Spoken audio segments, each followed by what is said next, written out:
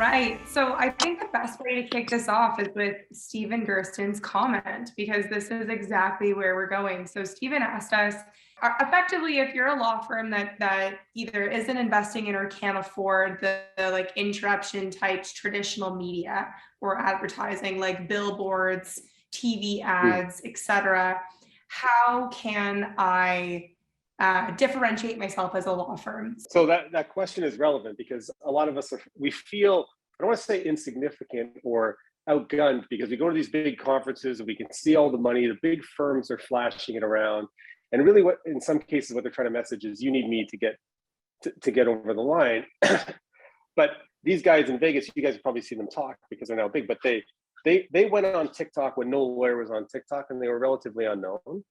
And they started doing videos on TikTok. And why is that relevant? Most of us have been taught in law school and through professional associations and through peer pressure that we need to look smart and professional to other lawyers. So we write content so that other lawyers think we're smart. We make our websites having these long articles that most lawyers would probably even be bored reading. Why aren't we focusing on the people who hire us? Why aren't we speaking their language, right? And you can see even in politics that people who speak the language of the average citizen resonate with them. And these guys decide, okay, we're gonna go on TikTok. And they were a criminal defense attorney. And all they did was start a series of TikToks that said, shut the F up, right? And they got themselves kind of dressed up nice and it went viral.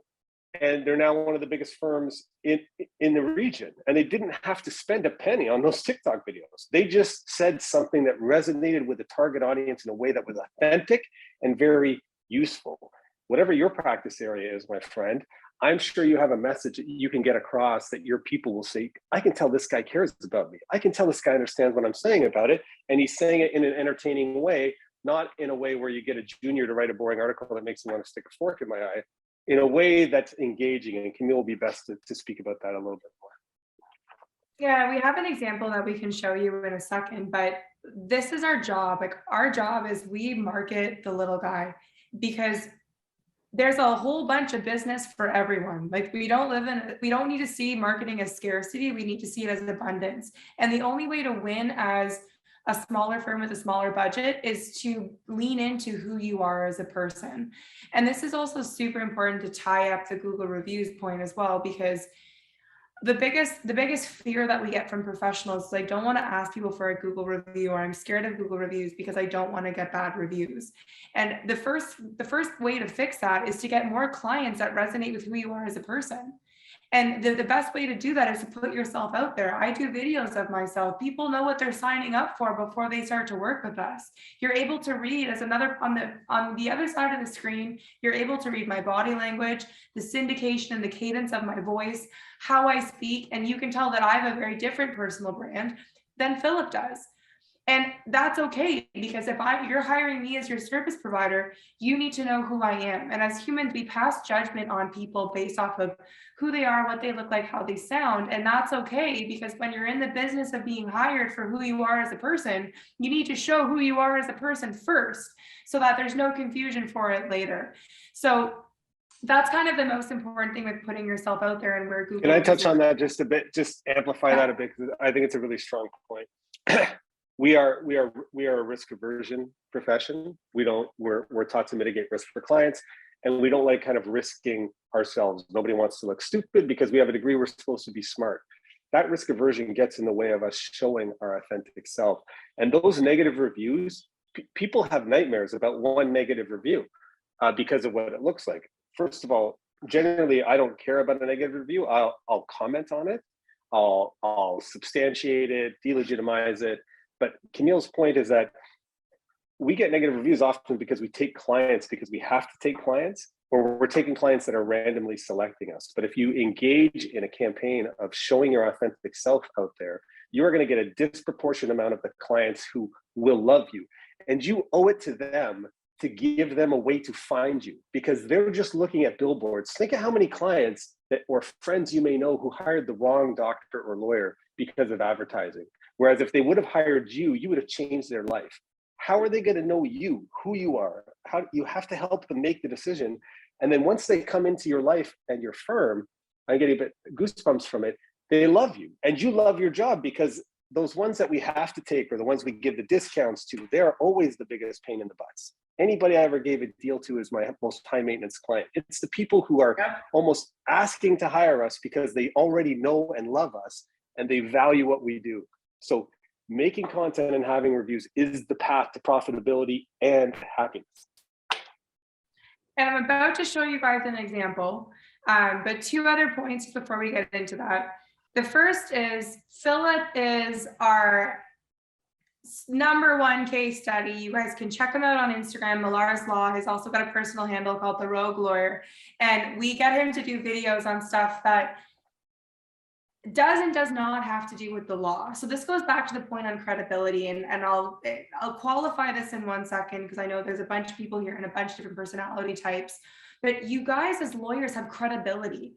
You're a profession that the average person respects. So talk about things outside of just 5 tips of whether or not divorce is for you if you're a family lawyer. Talk about things that matter. Talk about the impact of COVID and divorce, of the strain of a recession has to do on a family. Talk about the celebrity divorce, Johnny Depp trial. Talk about Kim Kardashians. Like, this is the stuff that people care about. And the biggest thing that we focus on as an agency for our clients is it's very difficult for us to fight a Morgan & Morgan in that last second for somebody to convert on which firm to go to, because that is coming down to who has more money for marketing. But where we can win is by getting them to engage with your video months, weeks, years before the accident, so that when their life-changing moment happens, they've already decided to work with you as a professional. And that's super important. That's our strategy also as an agency. I'd rather give you guys free advice as long as you need it forever, so that when the time comes that you're able to hire an agency or you want to reach out for advice, you already think of me. You already think of my business. And that's why it's important to be ahead of information and to create content that's engaging before the accident. Because in the split second of that accident, there are so many other businesses that are fighting for that lead that I want them to say there's nobody else I want them to represent me than Phillip Millar. And the second caveat too, because I know there's 80 people here, so there's going to be different opinions. You don't have to be controversial. The whole point of this is that we want you to be you. So we have clients that are very strong in their church community that creates videos and content that engages with who they are as a person and resonates with their community. And their community loves that because they want to hire someone that's like them. We like people that are like us. And it's also okay to have a controversial or different opinion, because Phillip is a perfect example of that. So where I'm going with this point is, we want you to be authentically you. We only want you to be you. We don't want you to pretend to be somebody else. We don't want you to have a billboard that doesn't align with who you are, or socials, or a website that won't align with who you are. But if you do have something to say that, we call it for Phillip the alternative middle. So it's not extreme left, it's not extreme right, it's his personal opinions on stuff. He has so many examples of people who literally stop their cars when he's going into a parking lot, gets out of the car and says, Phillip, you don't know me. I watch your videos. I totally disagree with your stance on X, but you're still the person I want to hire for my sister's divorce. Because he's just I don't do divorce, but yeah. But he's just someone that does something. Oh, I got an ethical question. You can jump on this, Phillip. But the point of this is, even though his brand is more opinionated than would necessarily that may or may not be within your comfort zone, people still look to him as a respected opinion because they want a fighter when they're in a stressful position, when their life is on the line. Okay. So Nigel asks about, and this comes across quite a bit, what ethical restraints pertain to helping clients draft reviews? I'm often amazed at the literary masterpieces allegedly coming and posted by some of the clients. And that goes back to authenticity, right?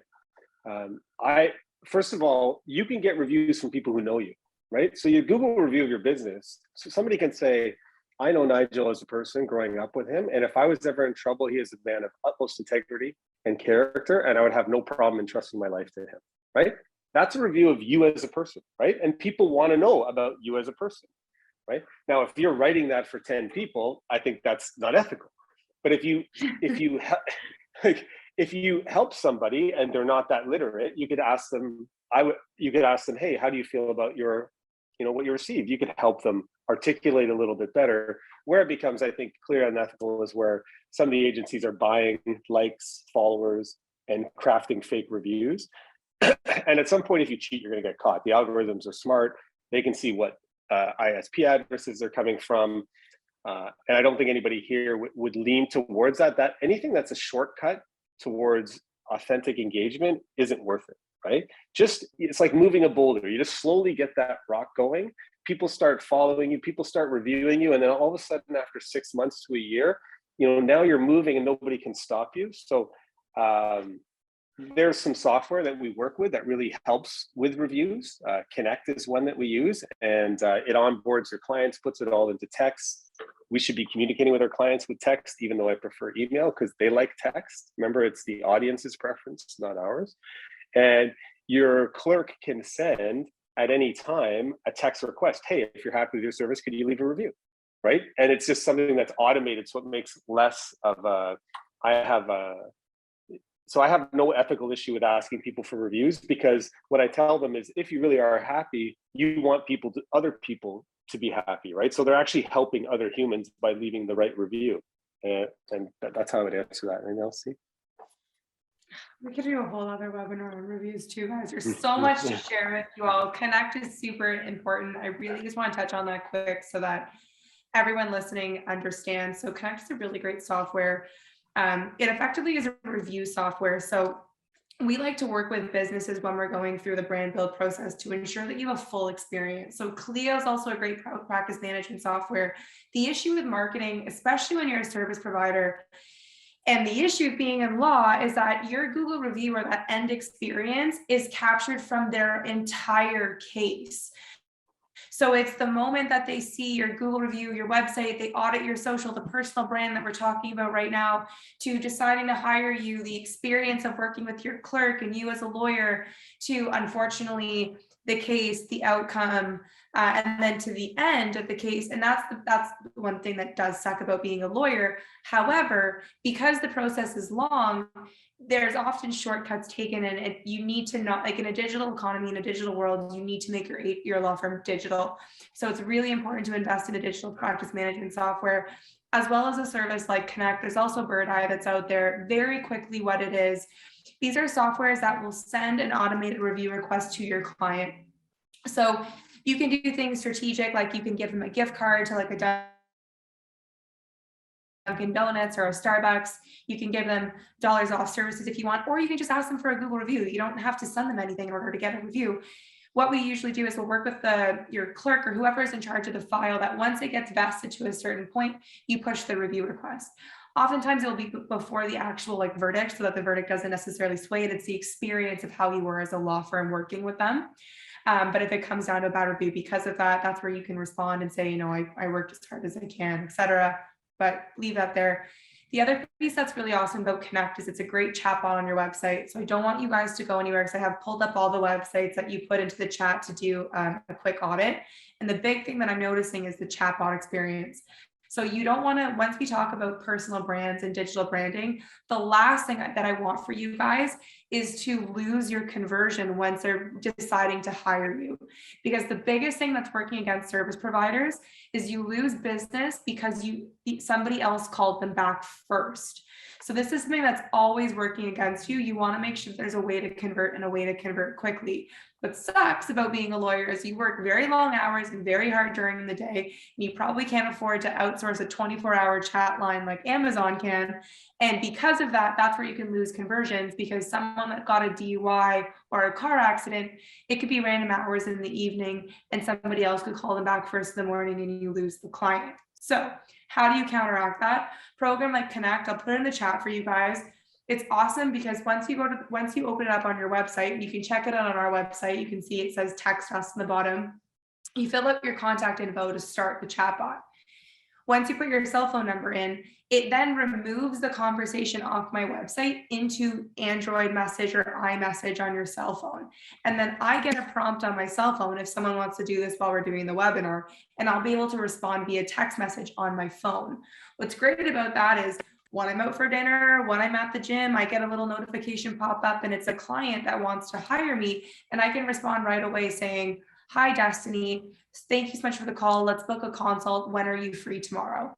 That way I'm not getting into a conversation with my client about necessarily their case matter, but I've at least converted so that a lawyer is responding to them when they need it, allowing them to feel like they've done their job that evening and they're going to have a call with someone the next day during business hours. It's awesome for a small business, doesn't take much work and time. And what's great about that is Connect sends reviews, is a chatbot for your website, and allows you to further have conversations with all of your clients through text message through their platform.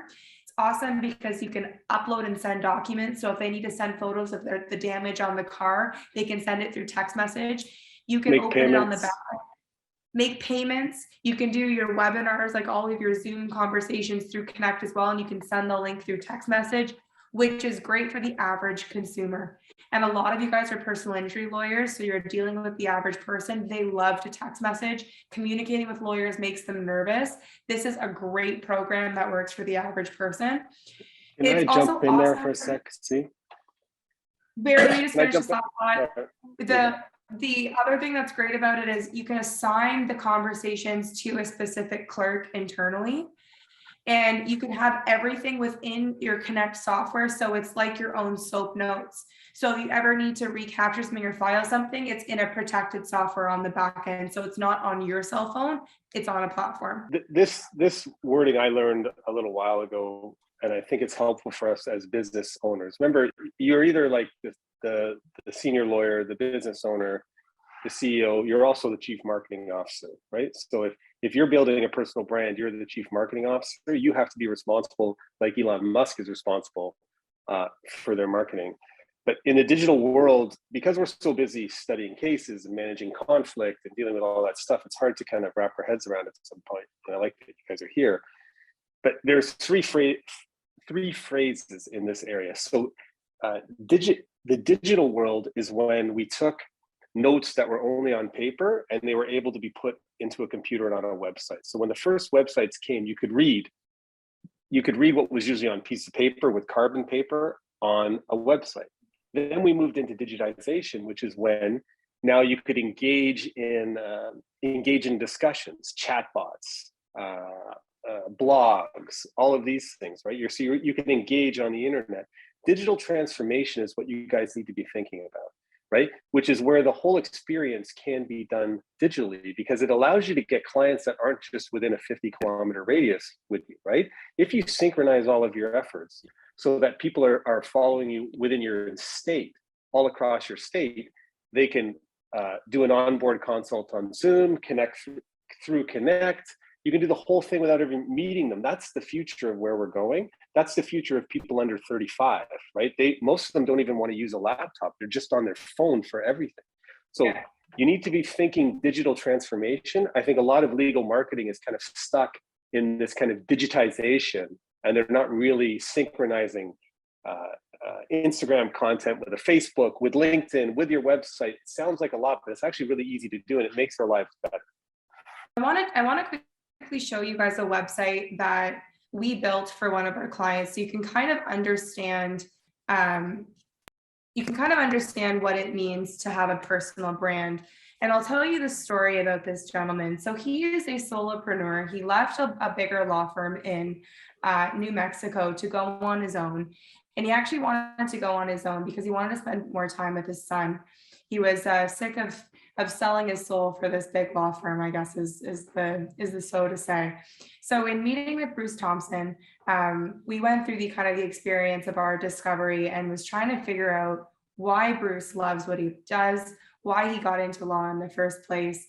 And he didn't even realize until we went through our discovery, and it was actually quite an emotional moment, that he didn't realize that his father was actually one of the lead union reps in New Mexico that fought for workers' comp's rights, and was a big advocate for that movement in the 70s.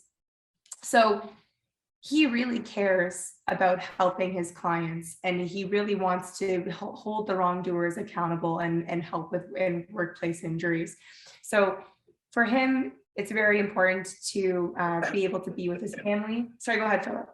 Let me jump in, because this actually, everybody kind of wept during this meeting, because we've all, if we've ever worked at a big firm or we know people who do, we understand the security that exists in being in that kind of safe place. But you could tell he wanted to branch out, but wasn't sure anybody would take him seriously when he left the big firm. And the man is one of the most beautiful humans you could meet. And when we did a little deep dive into his history, and he told us his memories about watching his father do a protest to kind of fight for, safety vests or some regulations in the mines, right? He just said he admired him. And then we looked at his branding or all of his things. He's actually a leading lawyer in workman compensation cases, right? That's him and his father right there. And we're like, Bruce, for God's sakes, like, capture that. Like, it gives me goosebumps to talk about it. Like, you are doing this because of what your dad did. And then he also said one of his favorite things was to go camping with his dad and take his son. He really is connected to his son. So his logo kind of captures that New Mexico camping. And he has left, and he has literally said, I almost have to stop any type of marketing because I am too busy once he left. Because people now know Bruce Thompson as a man who fights to protect them. And every client who hires him, they have a beautiful, loving relationship instead of him being sent random clients that don't know him. And it's just one example of how well this can work for people who embrace their authentic self. And I just want you guys to all take your lawyer hats off and just think of yourself as like the consumer, right? You are often faced with consumers or customers that are clients that are going through the most stressful experience of their life. They're not able to sleep. It is absolute earth-shattering stress. When you're in a stressful position, you're looking for things that sell you or tell you that it's going to be okay. So if you're someone that slipped or was hurt at work and you're trying to decide what lawyer to represent you, and you go to a website where someone's talking about, I'm in this profession because I was raised caring about people not being hurt at work. I looked up to my father. I grew up in a household where this is all we talked about over the dinner table. And this is why I got into law. If you're in that seat of being stressed and that your entire perspective on life has been altered from this accident, who are you going to hire? You're going to hire the person that has the human story that connects to you, that understands the pain of what you're going through. And that's where, back to Stephen's question, this is how you compete, is by just being raw and real. And you don't have to have a story like Bruce per se, because you have some kind of a story. There's a reason why you got into this profession. There's a reason why you do what you do. You wake up every morning and get to work, and there's people that have impacted you and changed you along the way. And there's something worth telling in that story. Humans are natural storytellers. We love a story. Think about the way that you even tell other people about a restaurant or a movie to watch or someone you meet. You give these soundbite marketing tips of, Phillip, this guy, he's in marketing, but he was in the military and he lost his eyesight. Like, these points, this is what people use to sell you to other people. Use them for yourself to get business, is the argument. So, okay, so to wrap up, I guess kind of the main points, and then we can get into some audits because I have those sites pulled up. So the main thing is, I want kind of to like wrap up the main takeaways. So we don't want you to get killed on conversion, right? Google killed the business card. This is a video that we did recently where it's no longer enough to just have a business card or have a billboard that speaks to your brand without having a digital presence that backs it up. So it's super important to look at your own kind of digital presence, do an audit, and make sure that you're communicating education and information effectively. It's mobile friendly. We are on our phones so much, and that's what we're going to talk about when we do these website audits. A lot of these are not optimized for mobile, which is super important. You need to make sure that there's a point of conversion. So you have a chatbot or a way to respond. Another thing that's super important for you guys to know is, especially in leaning into more digital marketing, creating video, creating content, putting yourself out there, that's the best way to get business and to increase awareness. Having somebody share a video to their platform or their friends or their story is the modern word of mouth referral, allow people with their network to share your message. Quickly, I did not touch on, super important. LinkedIn is a really great platform that I don't see enough of lawyers really sharing content on. The reason why LinkedIn is really important is it has a viral loop feature.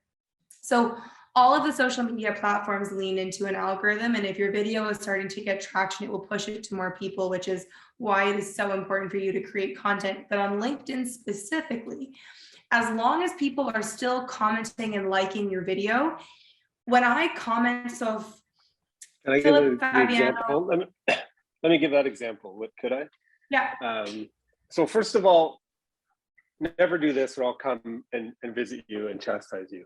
Never post super proud to be nominated to X. It just makes me want to vomit, literally. That's all LinkedIn is like super humbled. You're not humble, you're humble bragging. Nobody cares about that, everybody's doing it. Put something on LinkedIn that allows other business professionals to get to know that you're somebody that they trust, like, and will rely on. I did a video, not that I just want to do a personal one, but I want to show you because I, for a long time, having worked in kind of organizations that had top secret clearance and all that, I didn't want to do content. I was very conscious of me looking stupid, me thinking people think I take myself too seriously. That obstacle prevented me from growing. I imagine almost every one of us have it. And I just want to encourage you to get past it because people deserve to get to know you. And how do they get to know you? I think this one video shows maybe a clever way of doing it. I was in my office on a Saturday up in Canada because I'm based out of Toronto where we have cold winters. And it was like 5 p.m., getting a little dark. And my office window where I sit looks out over a pond. And this is a little cliche, but I looked out the window and there's a hockey goalie on this pond that's shoveled away the ice. There's a goalie net there. And they're just practicing going back and forth and doing all these drills. And I'm like, wow, it's minus, it's minus 20 Celsius. I don't know what that is for you guys, but we could just say it's pretty cold. And I'm working away and I look up 45 minutes again, and the kid is still out there working hard in like minus 20 by themselves on a Saturday at dusk. So I take out my phone, right? And through the window, I record them. I record the kid for about 20 seconds. And I said, I'm just going to post this on LinkedIn. And I wrote, this is what a champion looks like while his competition is playing Call of Duty, right? And I posted it. So, and one of the reasons why I thought it was also selfish because indirectly I'm saying, and I think I said it's Saturday at 5:30, it's minus 20. And indirectly I'm telling people I'm working at Saturday at 5:30. So there's kind of another message there, but I really wanted to showcase this kid. Well, I got a message back.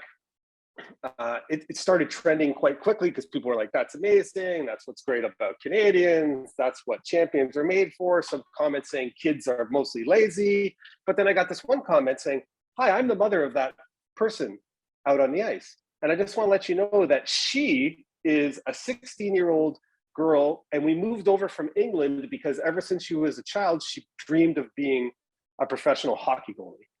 And I was just like, I got shivers again.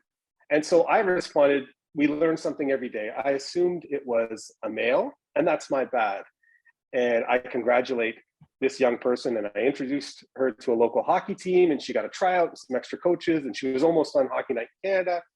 But again, just so you know how content works, I started getting trolled by people saying, you need to issue a formal apology because you assumed it was this. And my first reaction was like, oh my God, controversy, that's bad. But no, that controversy led to cross postings. That post that cost me nothing got 1 million views. I probably got 20 personal injury clients, 20 of them from that post that cost me nothing because I just decided to make a little content. And that's the kind of guerrilla stuff that we want to give you. And you guys have to use your brains that got you to law school to come up with content that resonates with your community and not be scared of a little bit of controversy and stay within the rules. No, and just so I can wrap up that point, so the reason why this is important and why Phillip brought this up, as long as, if I like the comment, or sorry, if I like the post, or if I comment on the post, that post goes to all of my connections on LinkedIn. So as long as that post was getting traction, the virality or the compounding amount of people that it was able to be spread to was exponential. So the reach, I'm sorry, I'm frozen. The reach was massive, but the actual engagement was insane, which allowed the reach to continue going. And it's crazy because we manage Phillip's LinkedIn. He was still getting comments and likes up until a week ago. Now, I know everyone's perception of Canada is that it's always cold, but it is July and it is hot. And this hockey post with snow and ice is still getting comments on when it is way past seasonal relevance. So that is why LinkedIn is also super great. That's why social media is great. And I want to use that as kind of a segue because I've got one of the sites here up as to do an audit. So all of you that of audits that we're going to do, please send in more sites that I can check them out before we log off here. But the main thing is no longer don't do stuff for the sake of doing it. And that's the issue with marketing and how you'll be sold by agencies, and it can cost a fortune because as a business owner, you're lost. You're told you should be doing social media. You're told you should be doing Google AdWords. You're told you should have a website. So you hire someone to do it so you can check off the box, but it's not being done effectively. And when you're not doing something effectively, you're burning money and it's not working. And that's one of the things that I want to point out here as we start to go into some of these sites, because I want you guys to stop wasting your money and to use it effectively. Even if you focus on one platform, even if you do one thing, do it right, but do it impactful so that you're actually able to recoup the time, money, and resources that you're putting into it. And that aside, if the next argument is I don't want to, well, this is how people find you. This is how businesses are going to continue to get hired in a digital age. The best time, just like buying real estate or planting a tree, was 20 years ago, but the second best time is today. So you've got to start on your own digital footprint in real estate because it's not going anywhere. We're not going to move away from cell phones. We're not going to move away from social media platforms or Google. It's here to stay. If anything, it's going to become more complex and confusing. I listened to this Gary Vee video before I go into sharing the screen. And he basically kind of talks about social media, like how our grandparents or your parents would talk about like technology in general, where it's just impossible to show your parents how to use a phone, etc. You can't be like that if you're operating a business. You have to understand the fundamentals. You need to spend 5, 10 minutes, 15 minutes a day on social media to understand how the platforms work. Even if it's just commenting on other people's stuff, understanding where it's going in the trends. Yes, you can pay people to do it for you. You should outsource when it's time to outsource, but it's no longer a sufficient answer to say, I don't know how the internet works or how social media works. You have to be ahead of it if you're going to survive. If anything, people take this as a little bit of a push to just embrace how freaking amazing you are, get it out there, and love our jobs, because people need us and we need to make it easy for them to find us so we can fix their lives. Yeah, totally. Get uncomfortable being uncomfortable. It works so well. All I was going to say is all the nice things that I'm seeing in the chat on our socials. We put out tons of videos that kind of capture these in more short form formats. So it's really easy to digest if you want to follow us on Third Eye Insights or add me on LinkedIn. And to do a perfect summary of reviews. If you love what you heard and you loved us, we'd love a Google review at Third Eye Insights.